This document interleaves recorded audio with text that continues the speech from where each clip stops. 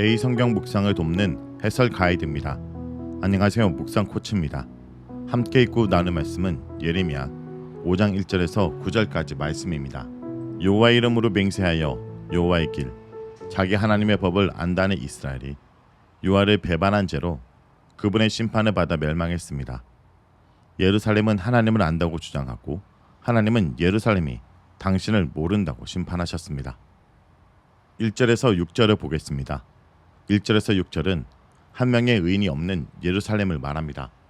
하나님께서 복수의 청자인 너희에게 주시는 말씀은 매우 충격적입니다.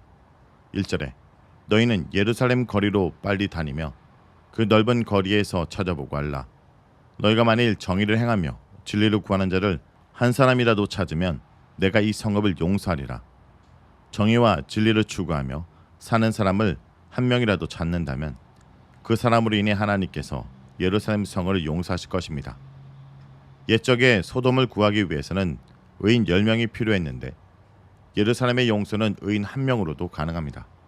그런데 다른 성읍도 아닌 여호와의 성전과 다윗 왕자가 있고 여호와의 율법이 선포되는 예루살렘에서 단 한 명의 의인이 없어 멸망을 피하지 못하는 역설적인 상황이 발생합니다.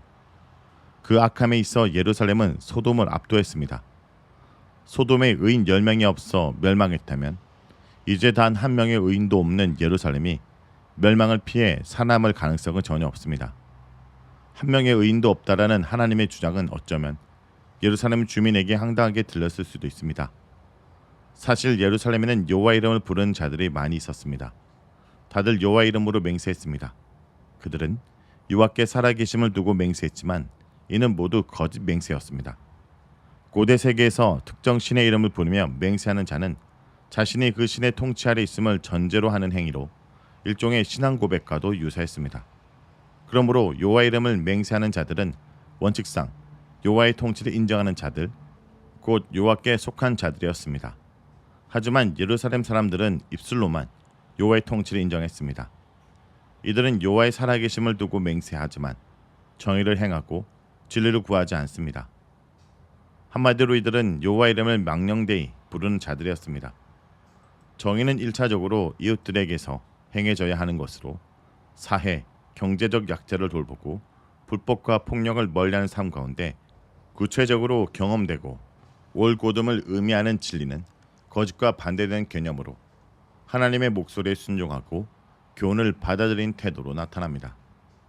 하나님의 명령에 따라 예루살렘 거리와 광장을 찾아가 살펴본 결과 예언자는 낙담하였습니다. 예언자는 자신이 경험한 예루살렘 주민들의 영적 무능과 완악함을 탄식한 듯 보고합니다. 여호와께서 찾으시는 올곧게 사는 사람이 예루살렘에는 단 한 사람도 없었습니다. 진실을 추구하는 자가 완전히 사라졌습니다. 다들 영적으로 무감각하여 하나님께 매를 맞으면서도 아픔을 느끼지 못했습니다. 이들은 거듭 임하는 재앙에서 이스라엘의 실존에 간섭하시는 하나님의 손길을 전혀 보지 못했습니다. 여호와의 살아계심을 두고 맹세하지만 재앙의 배후를 살펴 그분의 의지를 읽어내려 하지 않았습니다. 하나님께서 강도를 더해가며 치셨지만 이들은 그분의 징계를 받아들이긴커녕 그럴수록 더욱 완강해져 갔습니다.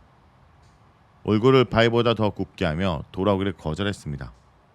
하나님의 징계가 아무 결실도 보지 못했고 거꾸로 노골적 반감만 초래했습니다. 예언자는 자기 생각이 착각이었음을 인정했습니다. 한때 그는 예루살렘 주민 가운데 다수는 하나님의 법을 알지 못할지라도 지배계급에 속한 일부 사람들은 그렇지 않을 거리라 생각했습니다. 예루살렘 거리나 광장에서 만난 사람들은 사회 경제적으로 지위가 낮은 계층의 사람들로 배우지 못한 자들이었습니다. 그런 자들이 하나님의 법을 알리라고는 기대할 수 없었습니다. 4절을 요약하면 그런 자들은 가난한 자들이다. 그들은 어리석게 처신한다. 그들은 여호와의 길, 저희 하나님의 법을 알지 못하기 때문이다. 여호와의 길을 모르는 자들이 모여있는 자리에서 정의를 행하며 진리를 구하는 자를 찾는다면 없는 것이 당연합니다. 분명 지배계급에 속한 자들은 다를 것이라 생각하고 이들을 찾아가 보았는데 결과는 마찬가지였습니다. 지도자들이 여호와의 길, 자기 하나님의 법을 알리라는 기대는 온전히 예언자의 착각이었습니다. 이들은 하나님의 길과 법을 안다고 하는 자들이었지만 이는 겉모습에 불과했습니다. 이들은 멍에를 꺾고 결박을 끄는 자들이었습니다. 하나님의 법을 안다는 자들이 모두 주인의 손에 벗어나 제멋대로 날뛰는 소와 같은 자들이었습니다. 하나님의 길과 법을 모르는 비천한 자들은 그들의 얼굴을 바위보다 굽게 하여 돌아오기를 싫어하고, 하나님의 길과 법을 아는 지도자들은 멍에를 꺾고 결박을 끊습니다. 아는 자나 모르는 자나 하나님을 떠나 제 생각과 결정에 따라 산다는 점에서는 차이가 없었습니다. 비천한 자들은 경제적으로 궁핍한 가난한 자들을 대인들로 옮길 수 있는 지도자들은 왕궁의 관료와 성전 종교 지도자, 부자와 지역사회 장로와 같은 지배계층을 구성하는 자들을 가리킵니다. 정의를 행하며 진리를 구하는 자들을 한 사람에도 찾으면 해 최소한의 조건조차 충족할 수 없는 예루살렘에 있기에 심판이 확정됩니다.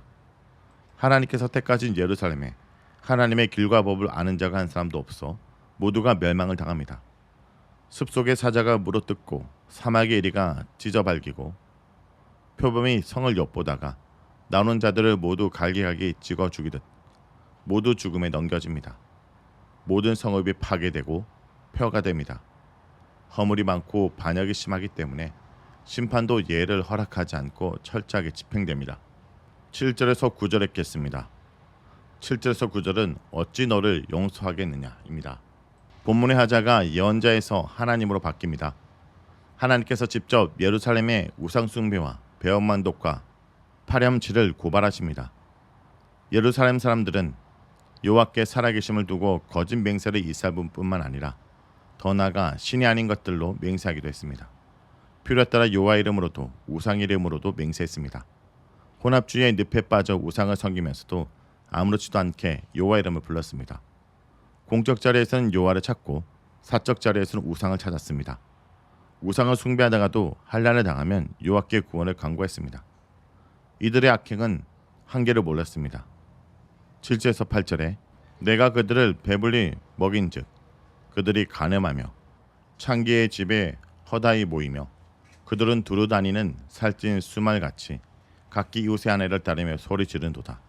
하나님의 축복으로 배가 부르자 복을 주신 분을 잊고 간음을 저지릅니다.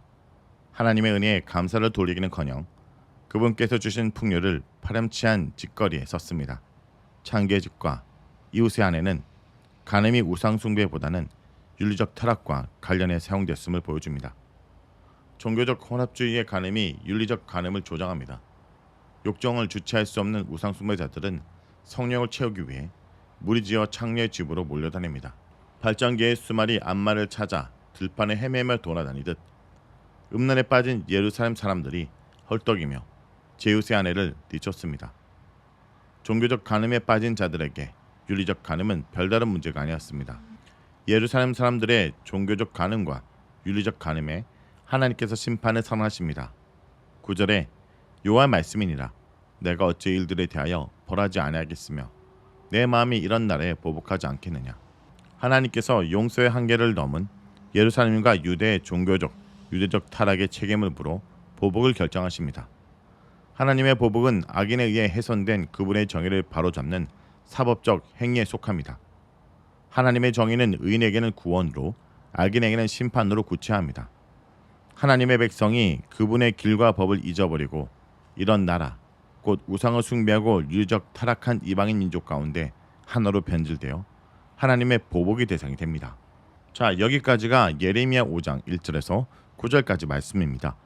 오늘 말씀을 통해 우리는 무엇을 묵상하고 적용해야 할까요? 하나님의 마음은 심판에 있지 않고 구원에 있습니다. 아브라함에게는 소돔과 고모라에서 의인 10명을 찾으라 하시더니 예루살렘에서는 공의를 행하고 진리를 구한 자 한 사람만 있어도 용서하겠다 하십니다. 결국 찾을 수 없어 멸하실 때도 가지만 꺾으러 가심으로써 희망의 끈을 이어가십니다. 그러므로 결국 하나님은 신실하게 언약에 순종하심으로 공의와 진리를 만족시킨 예수님을 통해 회개한 자는 구원을 받을 수 있게 하셨습니다. 성도 여러분, 오늘도 하나님은 한 명을 찾으십니다.